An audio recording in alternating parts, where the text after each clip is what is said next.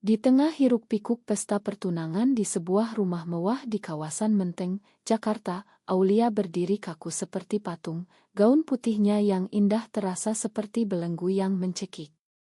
Tiba-tiba, tanpa aba-aba, dia melempar cincin pertunangan ke lantai dan berlari keluar, meninggalkan tamu-tamu yang terkejut dan keluarganya yang marah besar. Di luar, hujan deras menyambutnya, dan disitulah Lina, sahabatnya yang selalu ada, menunggu dengan mobilnya, mata Lina penuh kekhawatiran yang tak pernah Aulia sadari sebelumnya. Aulia naik ke mobil Lina dengan napas tersengal, air mata bercampur dengan air hujan yang membasahi wajahnya. "Kenapa kamu lakuin ini, Lia? Keluargamu bakal gila," kata Lina sambil menstarter mobil, suaranya tegas tapi lembut, seperti biasa. Aulia hanya bisa menggeleng, hatinya penuh kekacauan. Selama ini, dia pikir pertunangan dengan Rian hanyalah kewajiban keluarga, tapi malam ini, saat melihat Rian tersenyum penuh harap, dia sadar itu semua salah. "Aku nggak bisa, Lin, aku nggak cinta dia. Aku nggak tahu harus gimana lagi." Lina menghela napas panjang, tangannya menggenggam kemudi lebih erat, seolah menahan sesuatu yang lebih dalam. Mereka melaju menyusuri jalan basah Jakarta, lampu-lampu neon memantul di genangan air, menciptakan suasana yang suram. Aulia dan Lina sudah berteman sejak SMA di sebuah sekolah swasta di Jakarta Selatan. Lina, dengan postur tegap dan sikap tangguhnya, selalu menjadi pelindung Aulia yang lebih lembut dan pemalu. Lina berasal dari keluarga sederhana di pinggiran kota, bekerja sebagai desainer Grace Relance, sementara Aulia adalah putri tunggal dari keluarga pengusaha kaya yang konservatif. Keluarga Aulia, terutama ibunya, Bu Ratna, selalu menekankan nilai-nilai tradisional, menikah dengan pria baik-baik, punya anak, dan menjaga nama baik keluarga. "Kamu harus nikah sama Rian, Lia. Dia anak orang terpandang, bisnisnya stabil. Ini demi masa depanmu," kata Bu Ratna berulang kali, tanpa pernah bertanya apa yang Aulia inginkan. Malam itu, setelah Aulia tenang sedikit, mereka berhenti di sebuah warung kopi kecil di pinggir jalan. Lina memesan 2 gelas kopi hitam, matanya tak lepas dari Aulia. "Cerita dong, apa yang sebenarnya terjadi? Kamu gak pernah bilang kalau kamu gak suka Rian." Aulia menatap cangkirnya, jarinya mengaduk-aduk gula yang tak larut. "Sejak kecil, aku selalu nurut sama orang tua. Tapi akhir-akhir ini aku merasa kosong. Kayak hidupku bukan milikku sendiri." Dia ingat bagaimana dulu, saat kuliah, dia sering merasa aneh ketika melihat teman-temannya jatuh cinta pada cowok. Aulia lebih nyaman dengan Lina, berbagi rahasia, tertawa bersama, tapi dia tak pernah berpikir lebih jauh. "Mungkin aku cuma stres, Lin, masyarakat kita kan gini, cewek harus nikah, punya anak. Kalau enggak, dianggap gagal." Lina diam sejenak, hatinya berdebar. Selama bertahun-tahun, dia menyimpan perasaan yang tak biasa terhadap Aulia. Di Indonesia, di mana agama dan budaya sangat kuat, mencintai sesama jenis adalah tabu. Lina pernah mencoba menekan perasaannya, bahkan berkencan dengan cowok untuk normal, tapi tak pernah berhasil. "Kamu berhak pilih hidupmu sendiri, Lia. Jangan biarin orang lain tentuin." Kata-kata Lina membuat Aulia tersenyum tipis, tapi di dalam, konflik mulai tumbuh. Malam itu, saat Lina mengantar Aulia pulang ke apartemen kecilnya, karena dia tak berani pulang ke rumah orang tua, telepon berdering tanpa henti. Bu Ratna menelepon, suaranya penuh amarah. "Kamu maluin keluarga. Besok pagi kamu harus minta maaf ke Rian dan keluarganya. Kalau enggak, jangan harap dapat warisan apa-apa." Aulia menangis sepanjang malam, tapi Lina tetap di sisinya, memeluknya tanpa kata. Itu adalah pelukan yang hangat, tapi bagi Lina, itu adalah penderitaan. Dia tahu, jika dia ungkapkan perasaannya, semuanya bisa hancur. Pagi harinya, Aulia bangun dengan keputusan, dia akan bicara dengan orang tuanya. Tapi saat dia tiba di rumah, ayahnya, Pak Budi, sudah menunggu dengan wajah merah padam. Kamu pikir ini main-main? Rian sudah bilang ke semua orang. Nama keluarga kita tercoreng. Aulia mencoba menjelaskan, Pak, aku nggak bisa nikah tanpa cinta. Aku ingin bahagia. Tapi Pak Budi menggeleng, bahagia itu nanti setelah nikah. Ini Indonesia, Lia. Kamu harus patuh.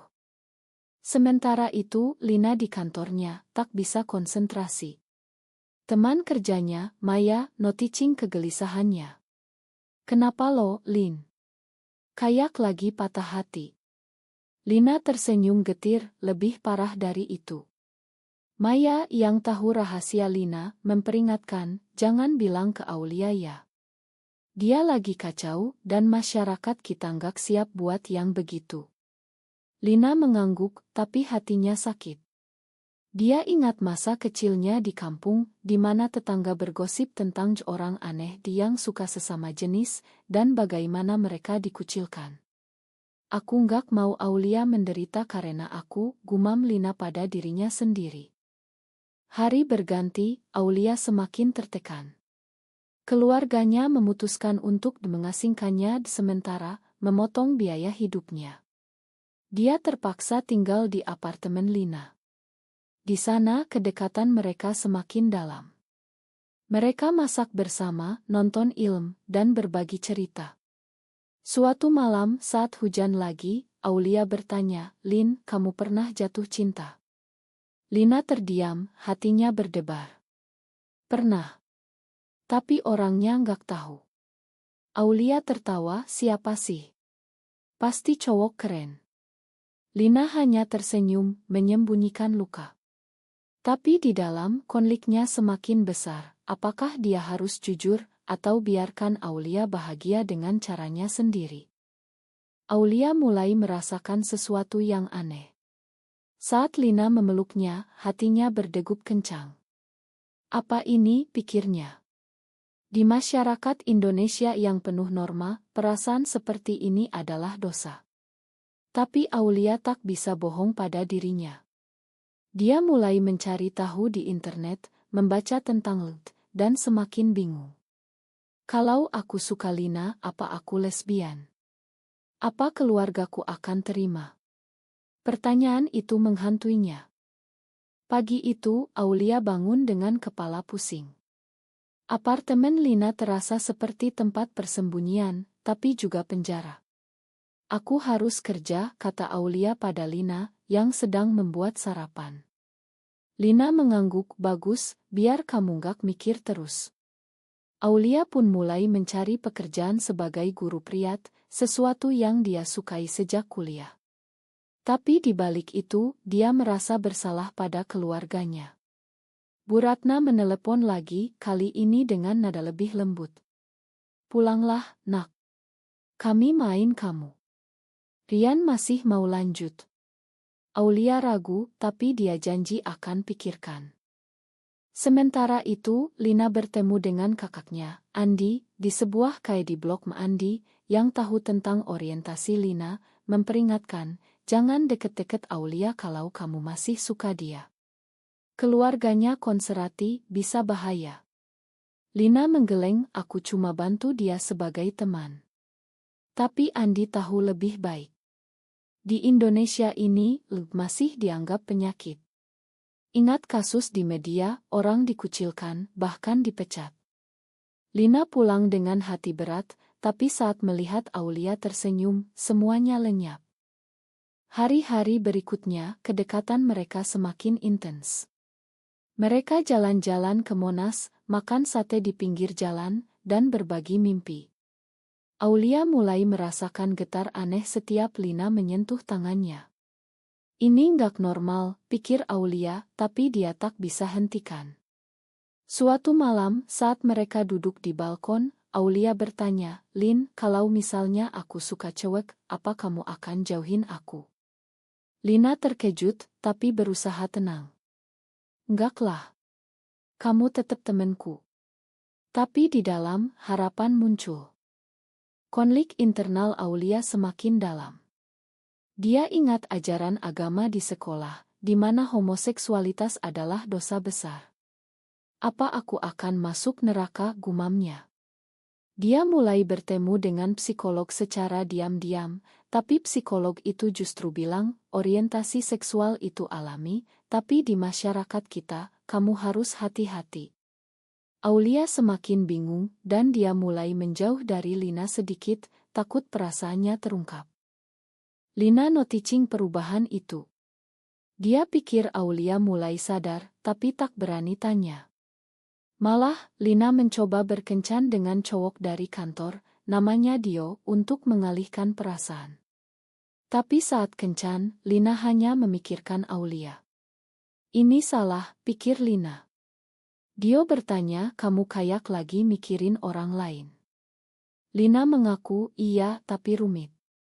Dio mengerti dan pergi, meninggalkan Lina sendirian. Sementara itu, keluarga Aulia tak tinggal diam. Pak Budi menyewa detektif untuk pantau Aulia, dan mereka tahu dia tinggal dengan Lina. Bu Ratna marah, cewek tinggal sama cewek lain. Apa-apaan ini? Mereka pikir Lina pengaruh buruk. Akhirnya, mereka datang ke apartemen Lina, menyerbu masuk. Pulang sekarang, Lia. Lina, ini siapa sih? Ngapain kamu tinggal di sini? Teriak Bu Ratna. Aulia menangis, Ma, Lina cuma bantu aku. Tapi Pak Budi menarik Aulia pergi, meninggalkan Lina yang terluka.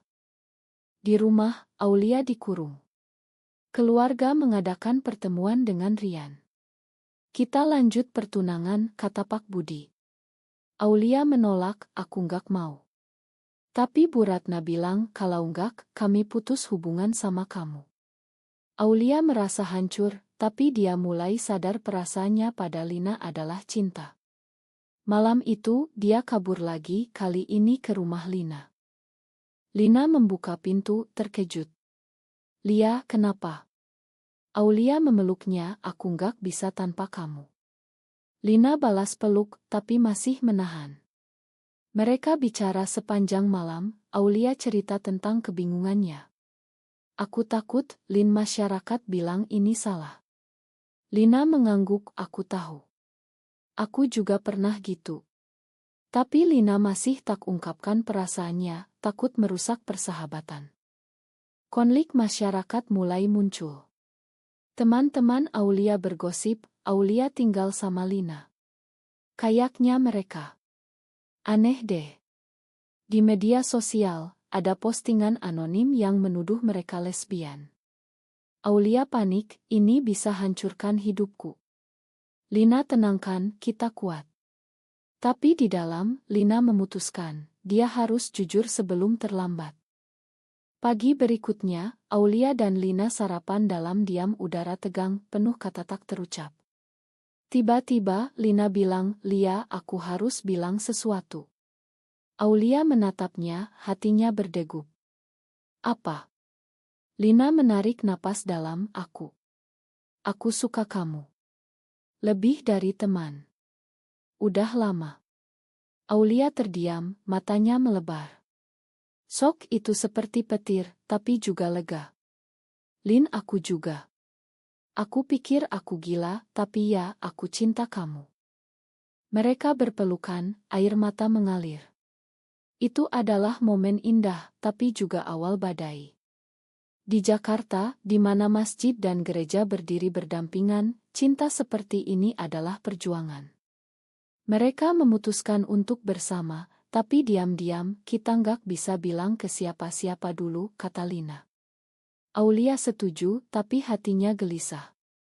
Konflik keluarga meledak. Bu Ratna datang lagi, kali ini dengan Rian. Lia, Rian mau main kamu. Nikah bulan depan.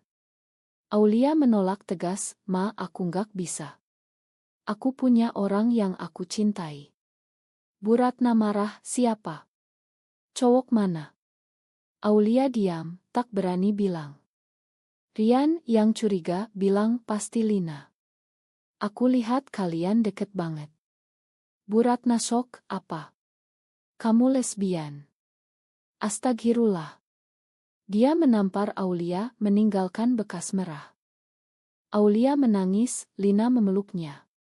Kita harus lawan, kata Lina. Tapi Pak Budi lebih kejam. Dia ancam laporkan ke polisi, meski di Indonesia letak ilegal, tapi bisa diitnah.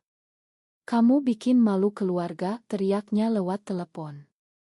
Aulia dihadapkan pada pilihan, keluarga atau Lina. Di luar, masyarakat mulai bereaksi. Gosip menyebar di grup WA keluarga dan teman. Seorang teman lama, Sari, datang dan bilang, Lia, ini salah. Kamu harus tobat. Aulia marah, ini hatiku, Sari. Kamu gak ngerti. Sari pergi, tapi menyebarkan rumor lebih luas. Lina kehilangan klien kerja karena gosip, aku gak mau kerja sama orang seperti itu, kata salah satu klien. Cao Tro datang saat keluarga Aulia mengadakan intervensi. Mereka bawa ustadz, yang bilang, ini godaan setan. Kamu harus nikah biar normal. Aulia menangis, ini bukan pilihan, ini aku. Lina datang menghadapi mereka. Biarkan Aulia bahagia. Tapi Bu Ratna usir Lina, kamu yang rusak anakku. Lina pergi dengan hati hancur, tapi Aulia ikut, memilih Lina. Mereka pindah ke apartemen baru di pinggiran Jakarta, tapi tekanan tak berhenti. Lina dipecat dari pekerjaan relancenya karena rumor. Aulia kehilangan teman-teman. Mereka bertengkar pertama kali. Ini gara-gara aku, ya, kata Aulia. Lina jawab, enggak, ini gara-gara masyarakat yang kolot. Tapi di dalam, Lina ragu apakah ini layak. Suatu malam, Aulia dapat panggilan dari ayahnya yang sakit. Pulanglah, Lia. Papa sakit karena kamu. Aulia pergi, Lina ikut.